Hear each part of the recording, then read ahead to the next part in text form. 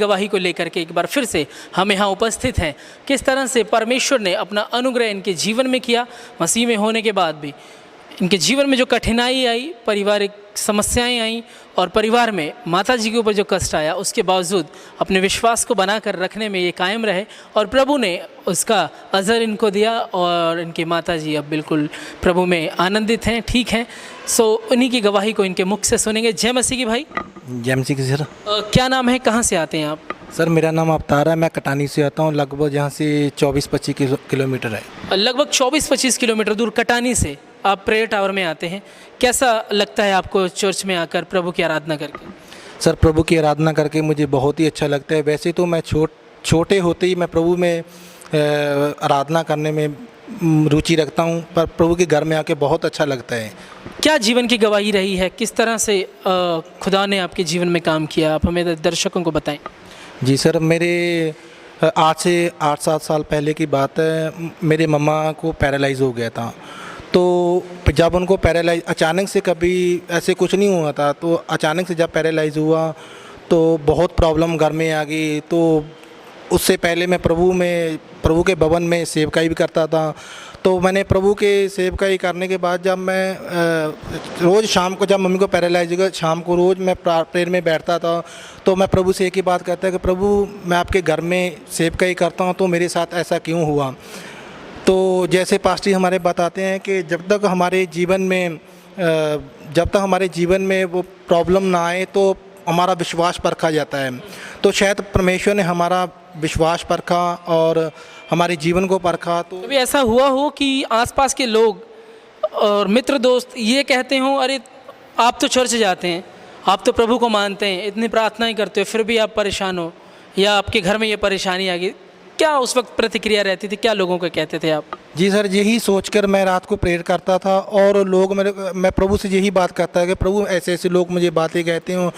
तब उसके बाद जब प्रेयर करना शुरू किया, तो जब प्रेयर किया तो पैरालाइज होने के बाद मेरे को ऐसे लगा, मम्मी को जब पैरालाइज, मेरे को ऐसे लगा कि शायद अभी कभी नहीं ठीक हो सकती।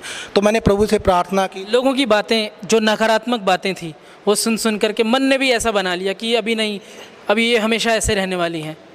जी बिल्कुल सर, लोग ऐसे कहते तो टेंशन में पड़ जाता था। लेकिन फिर भी प्रभु ने मम्मी को कम से कम 15 दिन के बीच में परमेश्वर ने उनको चंगाई दी। और हमारे पास्टर, जो सीनियर पास्टर आल गुप्ता जी हमारे पास में आए, तो उन्होंने हमारे पास में आकर प्रेयर की। वो स्पेशल हमारे पास में आकर प्रेयर की, तो हमें पारिवारिक से भी ऊपर लगा कि हमारे परिवार के मेंबर उन्होंने बोझ रखा, उन्होंने केयर किया आपके परिवार का। जी सर, उन्होंने प्रेयर भी की और केयर भी किया और बहुत अच्छा लगा। तो प्रभु ने उनके द्वारा प्रार्थना को सुना और मम्मी को मतलब चंगाई बहुत अच्छी मिली। तो अब मम्मी मेरे प्रभु में आनंदित हैं। वो अभी प्रभु में भी आ चुके हैं और उन्होंने बपतिस्मा भी ले लिया और ऐसे धीरे धीरे मेरी पूरी फैमिली प्रभु में आने लगी है।